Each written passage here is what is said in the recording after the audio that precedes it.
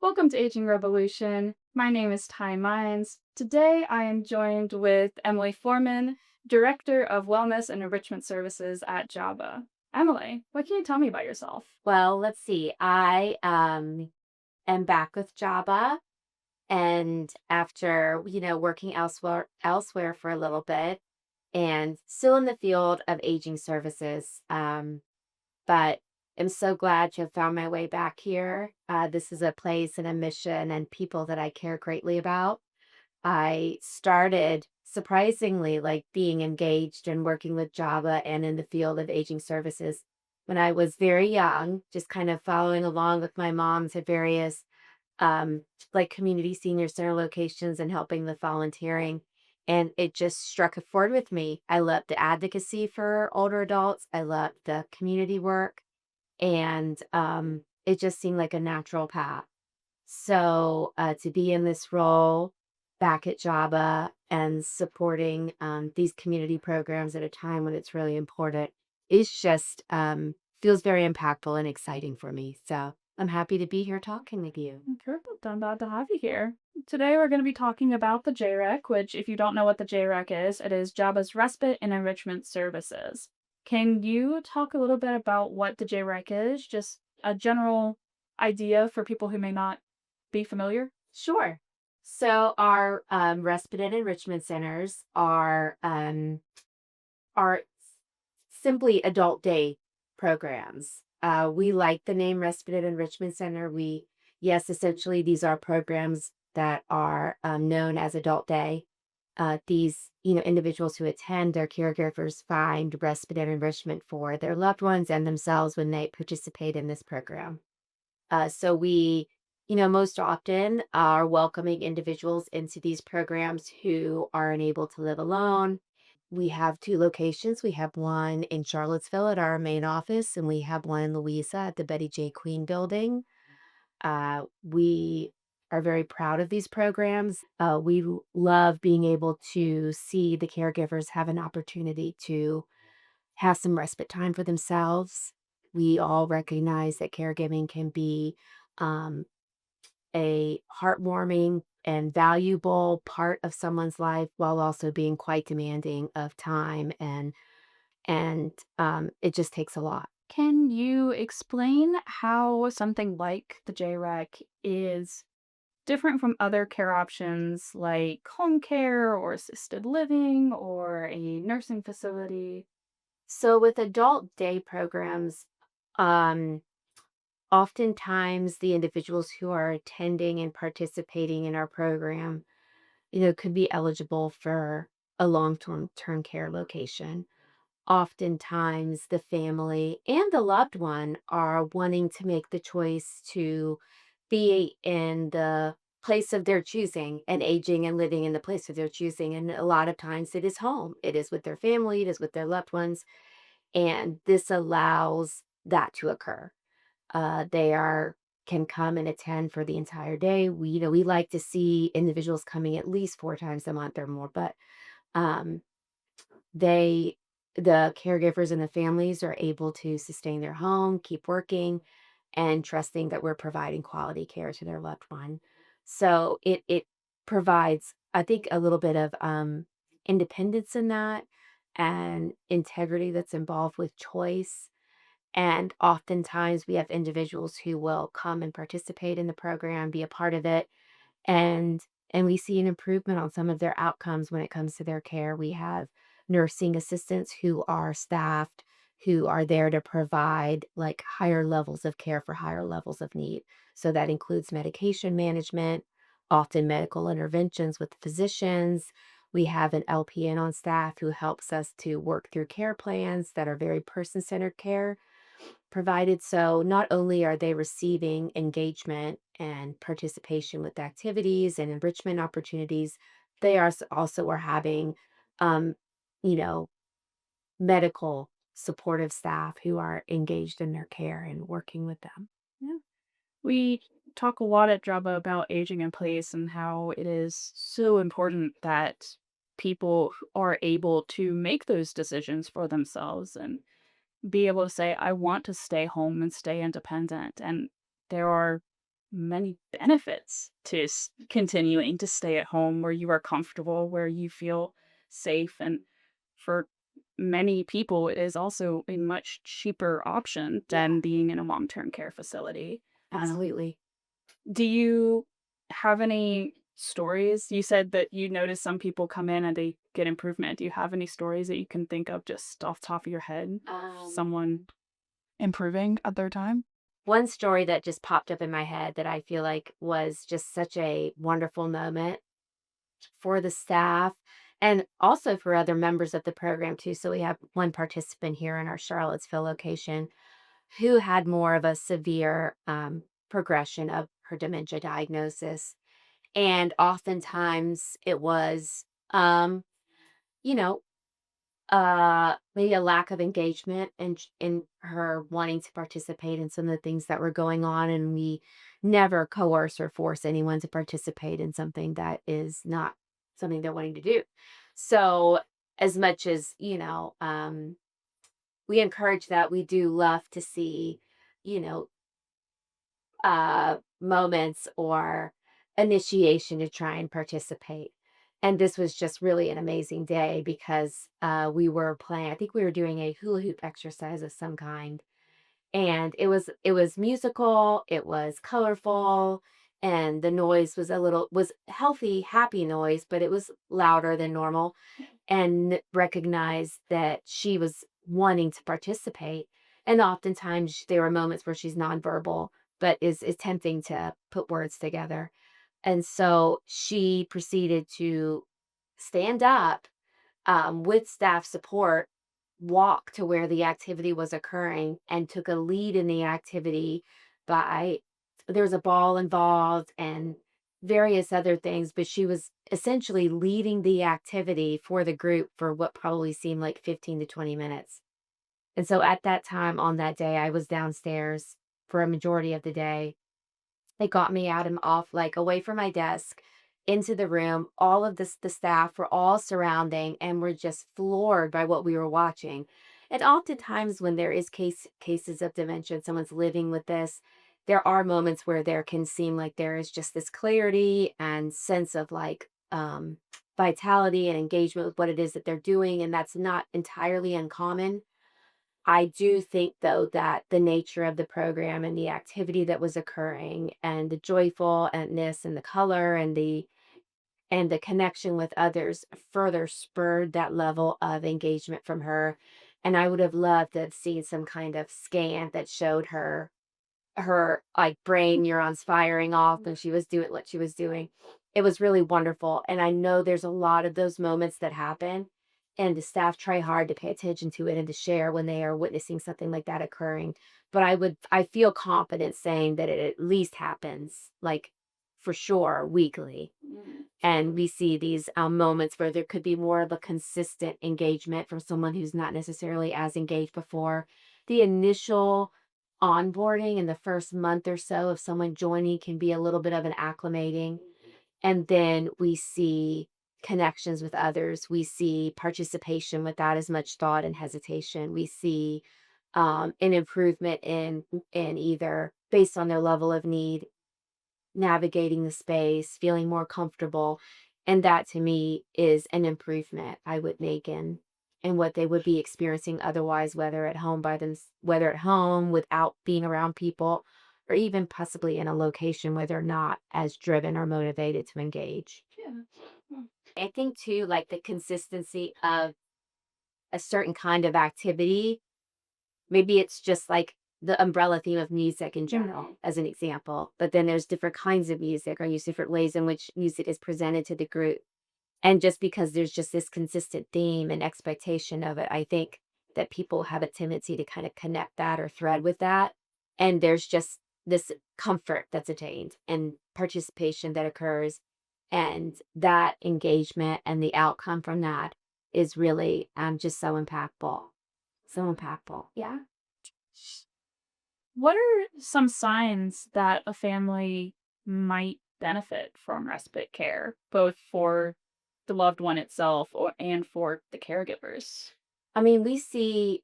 a variety of scenarios that happen when they get a phone call, we get an inquiry, and someone who take the first step is we would invite someone to come in and take a tour and then sit down with them and see if this is like the right step for their family and for their loved one. Um, it can be that, you know, I would say often it is the caregiver, the care provider, the care partner, however they choose to identify themselves, coming to us and having a moment of some vulnerability, transparency, trust, and Java that they are needing additional support. We not only do we recognize that and validate it and have a conversation, we also offer connections to our caregiver support group coordinator that we have, make sure that they are connected with additional resources outside of Respite and Enrichment Center and that they know of other resources in the community as well. Because, like I said, even if the Respite and Enrichment Center program is not necessarily the right step, we never want someone to walk away who is feeling a bit overwhelmed with care providing, that there's no options other than that. So, that's a big one that we hear. Sometimes it is the level of need, and that could be it's a variety of ways that a caregiver can get to the point where they feel like they are needing additional support. It can be that the level of need um, that the care recipient is at is beyond what they can do.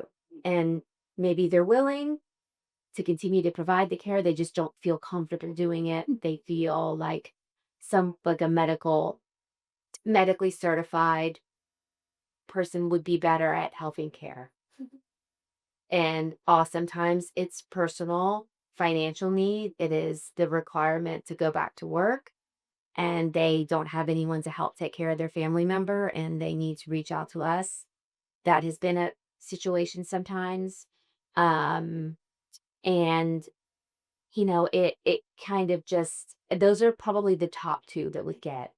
But the majority is that. And then, sometimes um what we do see is we have our community senior center locations and we have individuals who attend those programs who, you know, are do live alone, perform activities of daily living without much outside support, um, more activity happening. And sometimes it is individuals who are no longer eligible for that program and come to talk with us about Respite and Enrichment Center.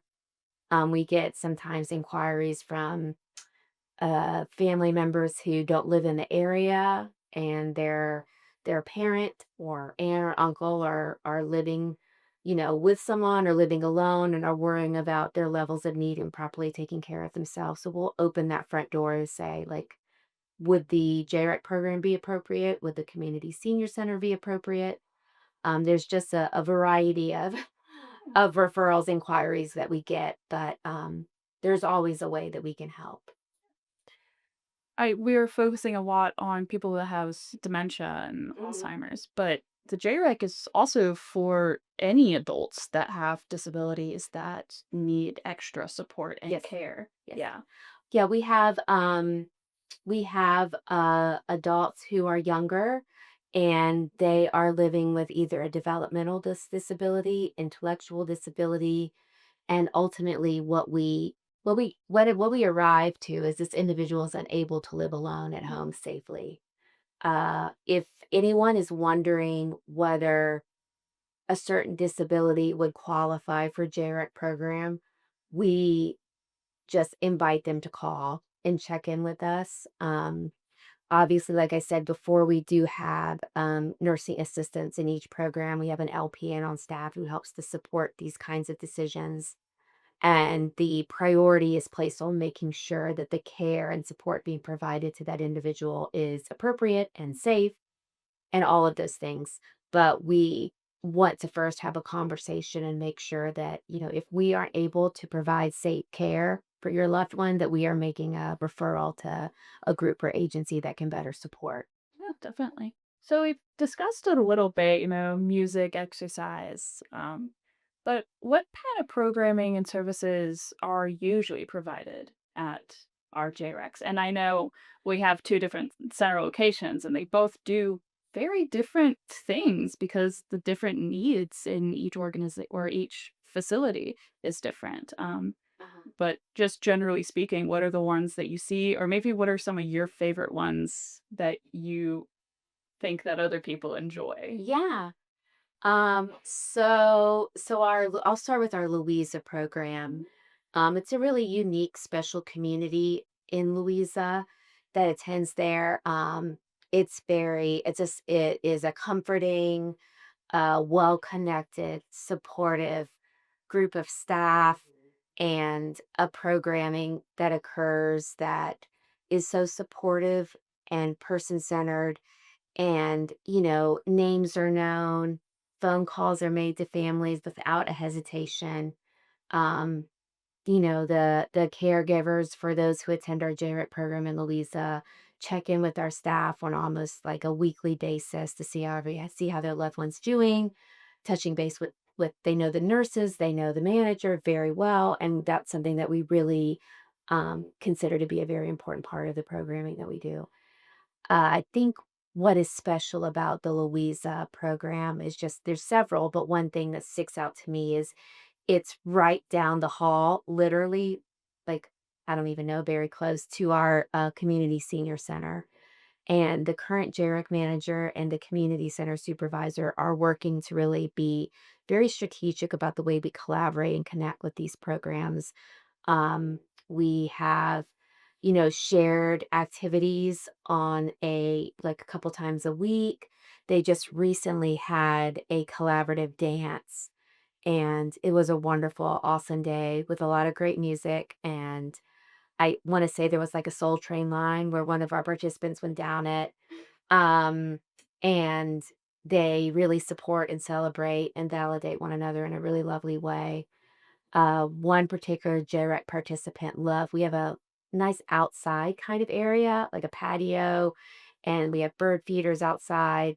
And one particular JREC participant loves to watch the birds and make sure to remind staff when the bird feeders are getting empty so they can be filled again. And it's always such a fun when I get there, when I go out to Louisa and I walk into the room, I always get an update on how the birds are doing and how the bird feeders are. And, it's just a characteristic of only Louisa Center, and it just speaks to the lovely comfort and community that exists there. Um, and they are right also down the hall from Parks and Rec. So there's when I speak about joyful noise, there's a lot going on down the hall too. So we hear like pickleball, and we hear sometimes like kids walking up and down because there's a childcare directly across from us. So around Halloween, both the Respite Enrichment Center and the community center were able to um, hand out like approved candy treats to the kids, and that was a really fun day for everybody. So that collaboration that exists is unique to that center, and I think it's really cool. Louisa's very just in general, that building is very intergenerational. Yes, very. I mean, it's the intention, Yeah. like it really is the intention. And I think we're getting back there again. We're getting back there, and I'm excited about that too. Um, and let's see, Hillsdale has a lot, I think the proximity to Charlottesville and being just really connected to a lot of local schools and other community partners. We have musicians that show up routinely that play. And it's just so great because there's this semicircle of chairs that gets put up there. And there's a couple members that take the first chairs to the closest they could possibly be and sing at the top of their lungs. And we never quiet voices, right? Like you Mhm. never want to do that. So it is a very welcomed celebration. And it is something that always tickles me and is just really, really wonderful and great. When you think about choice and integrity and aging in the place of your choosing and using your voice to be able to share what it is that you want. I mean, what better expression than hearing someone in a program like this singing at the top of their lungs in a place they want to be? Like, it's awesome. It's great. Um, and At their show last right. year, Yeah. just like 20 people all just singing every song to the top of their lungs. You had people dancing over like in the semicircle. Just I was Yeah, in there taking photos, which is you can't not be happy right, when you're in the J-Rec. right. It's That's so impossible. true. It's so true. It Yeah. is it's great. It's a really great space. And so those bigger moments and then like the smaller moments about the member who just suddenly participates. I mean, and those kind of things can happen almost at any time. There's this um oh gosh, I can't remember the name of it, but it's like a drumming circle. They have a drumming circle and they all have these big, like almost it's like a lot of exercise balls with drumsticks, and they just wail on them with a wonderful volunteer that comes in and leads it monthly. And it is so incredibly loud, but there is such engagement and participation in it. And they wail away on those exercise balls with all of the energy that they have. And it is so cathartic and therapeutic for them. And that's a favorite of mine. Yeah. You can't get any work done while it's happening, but it's great. The cardio drumming, Yes, yes. yes. It's Yeah. a good mixture of exercise and music. Right, right. Good. Yeah, it's awesome. Yeah, definitely. The JREC, yes, but just overall, adult day centers, respite and enrichment centers, and we've discussed this a little bit, but how do those types of programs and services actually benefit the physical, the mental, the emotional well-being of the members who are coming every day and being a part of it, and also the caregivers who are trusting Java enough to, care for their loved ones, Right, everything. right. I mean, I think well, I don't think there's one aspect of that that you listed that's not impacted in some positive way. I mean, socially, they're connecting with with peers sometimes, and I know I did mention that there is a little bit of an age range, and I think that's great and wonderful. The intergenerational benefits um are amazing, and but I think what they end up doing, what I witness and observe is that when it comes to the social standpoint, there's not necessarily barriers to connection. These individuals are not looking through a lens of I can't talk to you because you're younger than me or look different than me or you're, potential challenge you're living with or obstacle or diagnosis you're living with is preventing me from being able to connect with you properly, which I think sometimes with others can be a little bit of a lens that inhibits us, inhibition is gone for a lot of them. And so there's just camaraderie, there is laughter, there is friendships, there's looking out for the person to show up regardless of who they are. Um, Even for the members who are nonverbal right, or right, have a more limited, right. um, vocabulary, they are still interacting with Yeah. each other and laughing with each other, and it's quite amazing to watch. Yeah, yeah, absolutely. So and of course, when you think of that socially, that's also impactful emotionally, that's impactful mentally, cognitively. Um, and and I think there's also a level of trust and reassurance for the one receiving the care. They are trusting the space that they're in over time. Like I said, there's a little bit of an acclimating in the very beginning, but over time, they recognize their system and their spirit recognizes they're in a safe place, that they are with people who care, are with staff who care.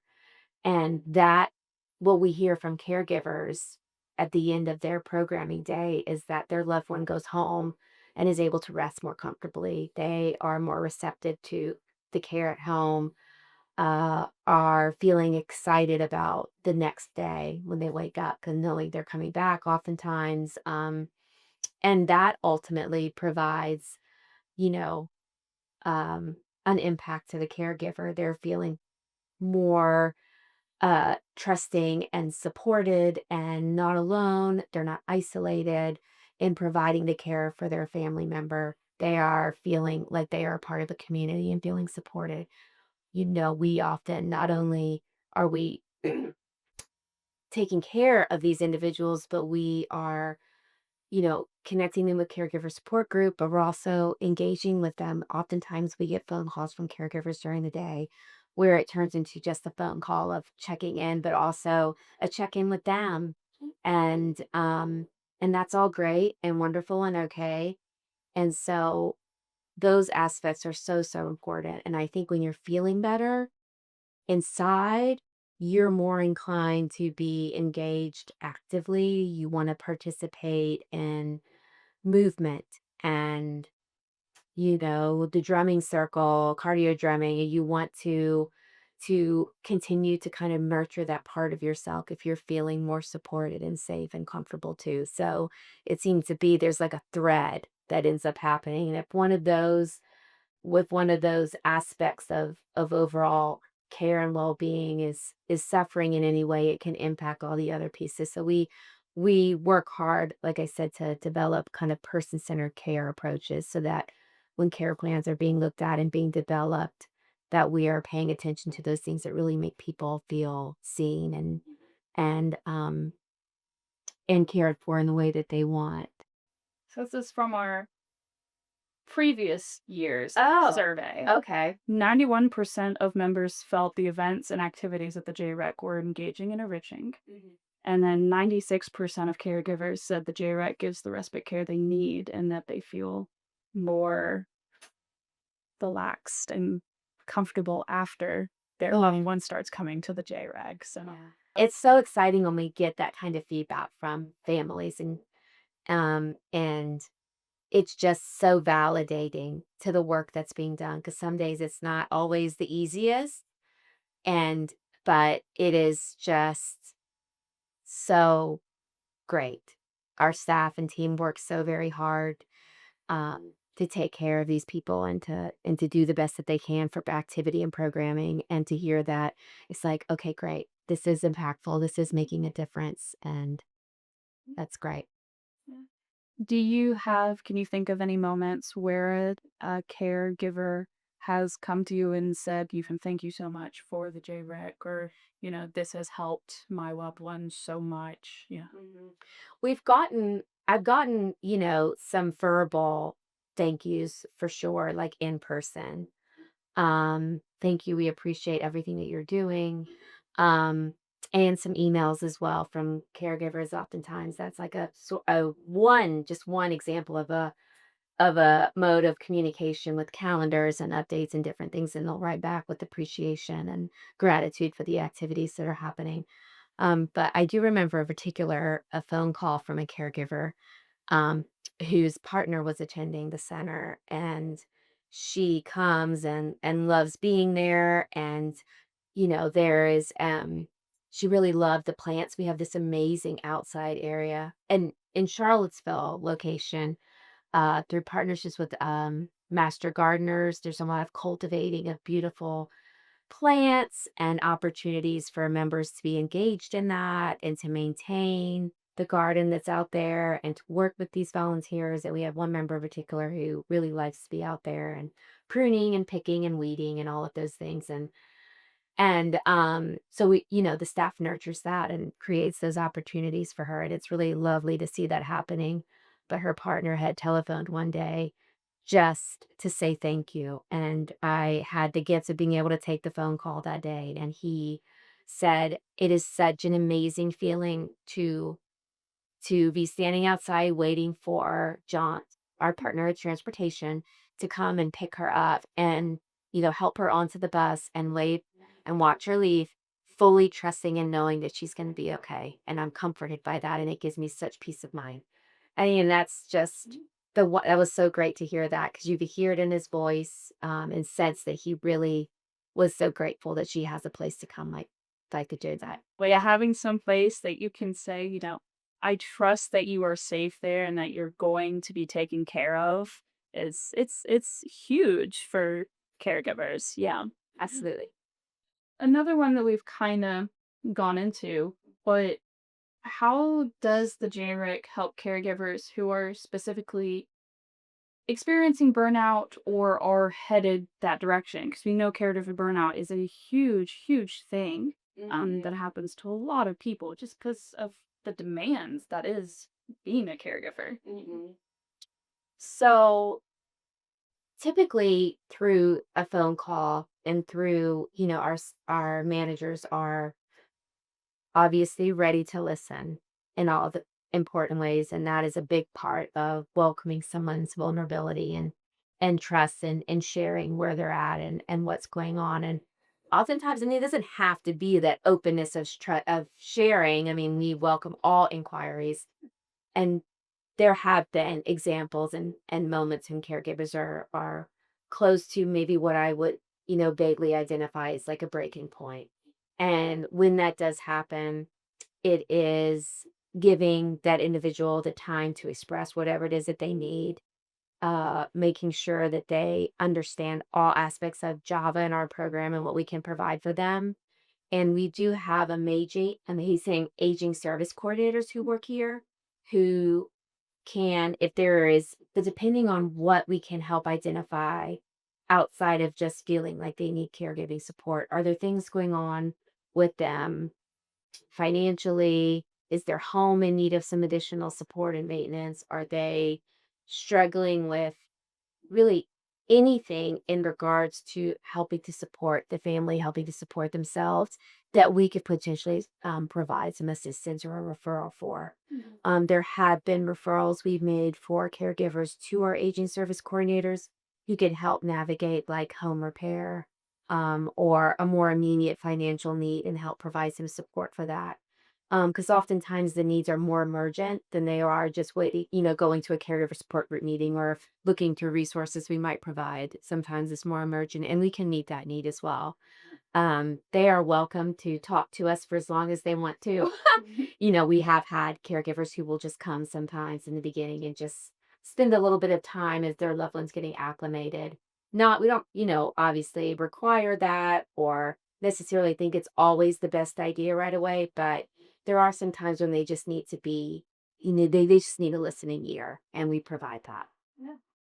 It's I mean, it's kinda just what job is about. It's a very holistic kind of a Hmm. we're not here to just help this one thing, Yeah. you know? And a lot of times people don't necessarily know what they need until they're on the phone with us and, Right. they happen to mention something that, like, "Oh, yeah, we need a ramp at the house, but, like, it's fine because we've been making do." Right. It's like, And oh it's my like, gosh. "Well, Yeah. we can help you with that," Yeah. you know? Yeah. So, yeah. Absolutely.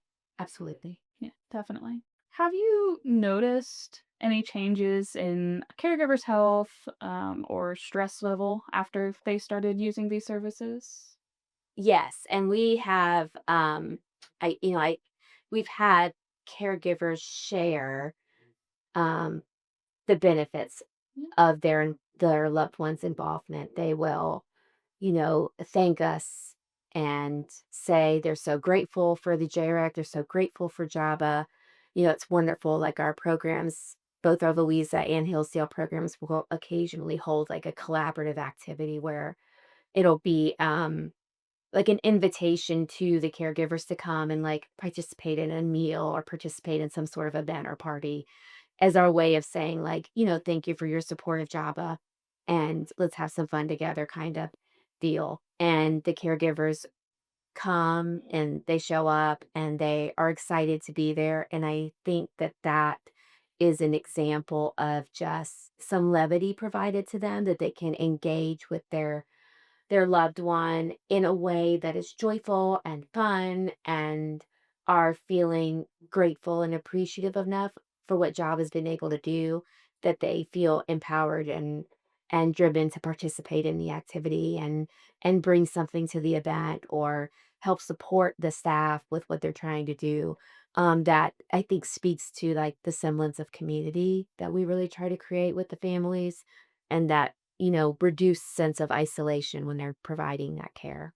Definitely. Isolation is a huge problem for caregivers. It's Mhm. hard to find that community when you feel like you're doing this alone. Mhm. There's so many caregivers out there, but it's so hard to find other people because you're spending all your time caregiving. Right, right, exactly, exactly, and you're connected, I mean, right away when joining the program with other care providers, and it's, and you've got people who understand mostly, you never really fully get it, but when you're, every caregiving situation is pretty unique, but you've got people who understand the toll it can take and are there to help support.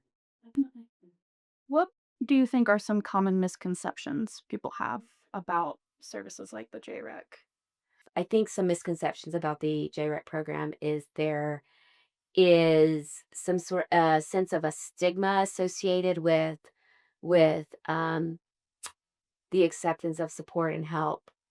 And and there's a couple pieces about that. I think that oftentimes caregivers may be struggling with feeling like if they were to um, request support, request help, that it's reflected back on their ability to care for their family member, loved one, whomever. And that is a bigger problem with our society overall in regards to um, recognizing that no one can get through life without support and assistance. There is no expectation that you're just supposed to navigate it and handle everything by yourself with no support at all. Um, and so that stigma, I think, can get in the way.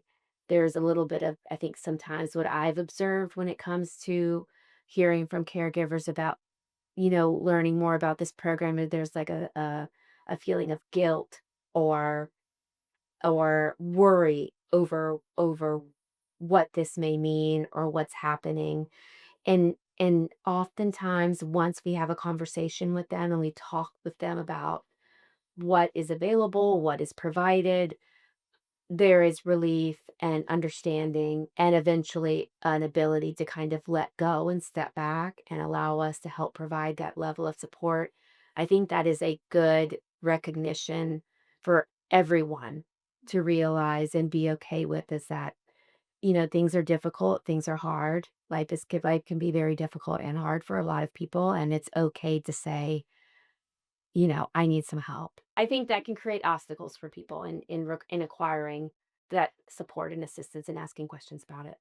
I think that there may be a perception that this is a step down when someone is living with a dementia diagnosis, that they are taking a step down in some way, that there is a association with this being a program or a level of care where there's no activity, that people are just sitting at a table and not moving about the space, not being supported medically or being supported through enrichment or engagement. We work very hard to not do that. And I think the best thing to do, if that is something that is a worry for people, is to come visit, take a tour, see what we provide, look at our calendars, talk to our staff, and just really understand that the goal and the intention is to always create a day, a week that is leaving them feeling better and okay about the choice they're making to bring your loved one to a JRAC. Yeah.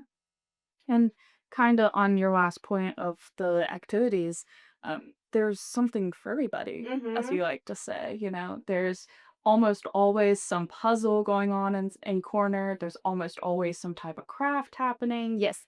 For the people who are like, "I don't wanna get up and dance, like, let me do something else." They can go off in another room and go do a craft. They have you there's games sometimes set up. I've come down there and they're playing, like, basketball and stuff, and I'm like, Mhm. "Where did the basketball hoop come from, Yeah, guys?" yeah.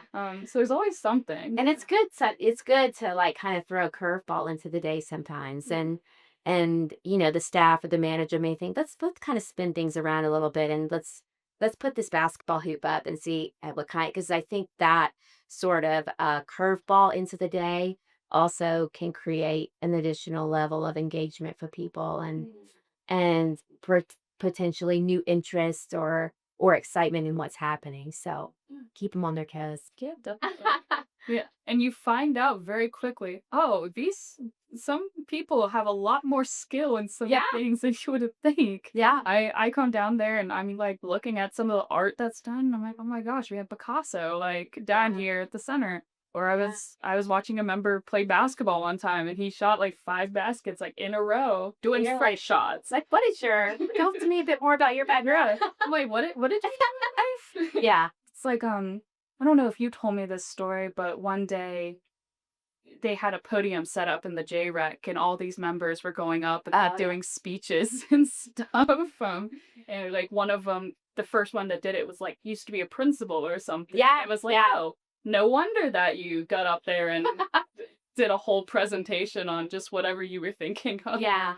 It's Yeah. really and I have a little story about that too actually cuz he well yes, was a principal. And so it's very important at the end of the programming day that he pays attention to when everyone gets picked up. It's a very like part of his protocol and ritual from years back.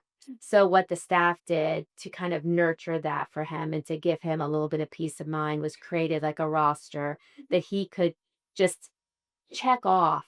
And what they recognized and noticed is that he was just feeling more in control in that moment. And the next day, the possibility exists that he may have forgotten what he did with his roster, but in that moment, he is engaged and feeling like he is in charge. And those kinds of moments of connection for these people is really important, I think. Yeah, definitely. Yeah. I I've used to work in a nursing facility in specifically the dementia unit, and that was always something that was you would have patients that would come in because a lot of them were from rehab centers from hospitals that were coming in for physical therapy.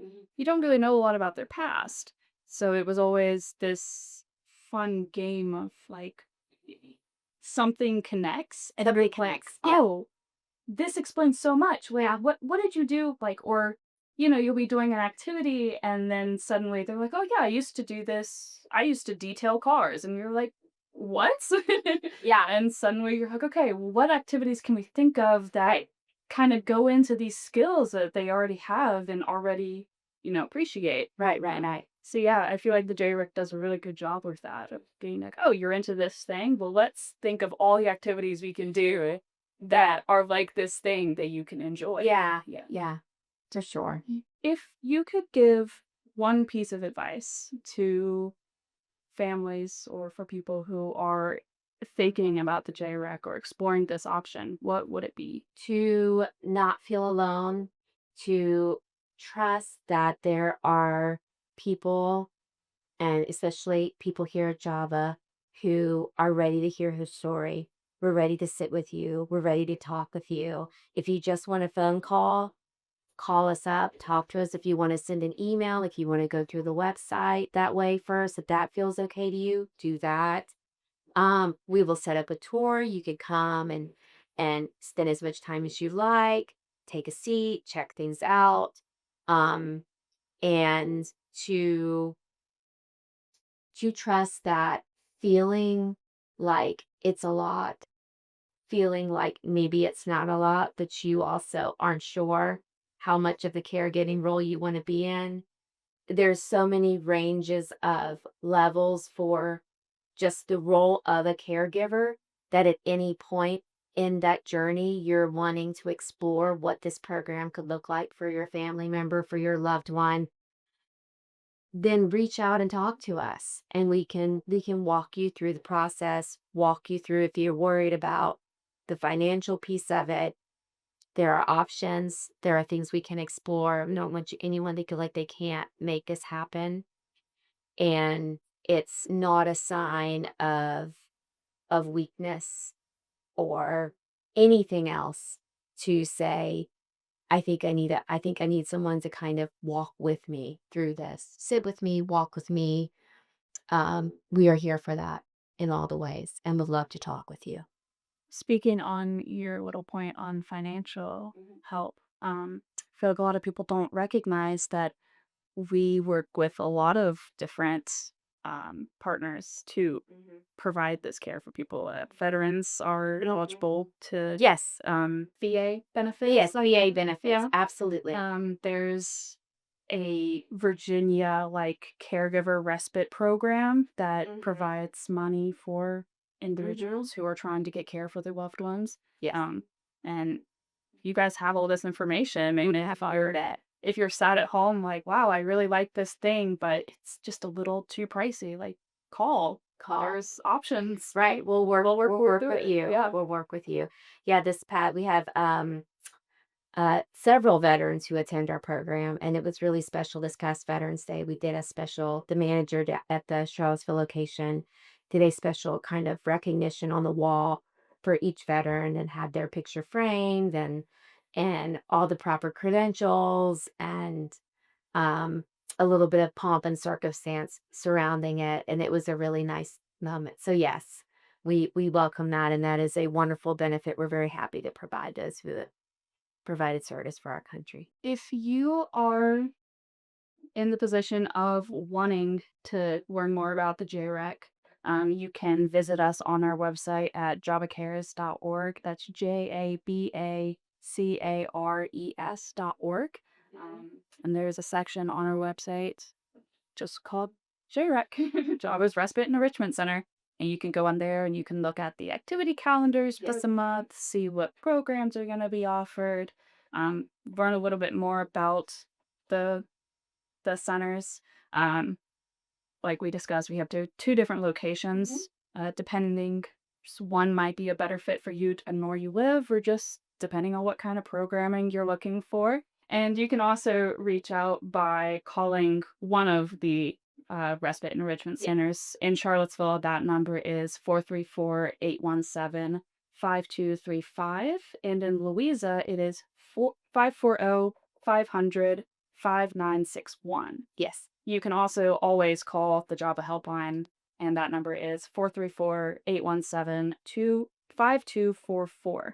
And that is for any questions you may have, any concerns you may have. If you know you need help, you need support, but you just don't really know what it is that you need, And where to start? Yeah. we'll figure out how to help you. Somebody is on that phone and will talk to you about whatever support we can provide, and if Java can't provide it, then we'll find someone else who can. Yeah. So, Exactly. yeah.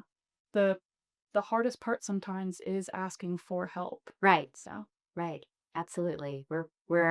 We understand that, and we are, yeah, ready to take your call, answer your email, all the things. yeah. And all of those numbers and information will be in the show notes in the description of this episode, wherever you're listening. Emily, thank you so much for being here and for being on last month's episode as well. You are officially our first double feature Wow, guest. that's So, special. yeah. How exciting. Well, thank you for having me. Of I course. love it. Yes. Thank you all for listening, and we will see you next time. Bye.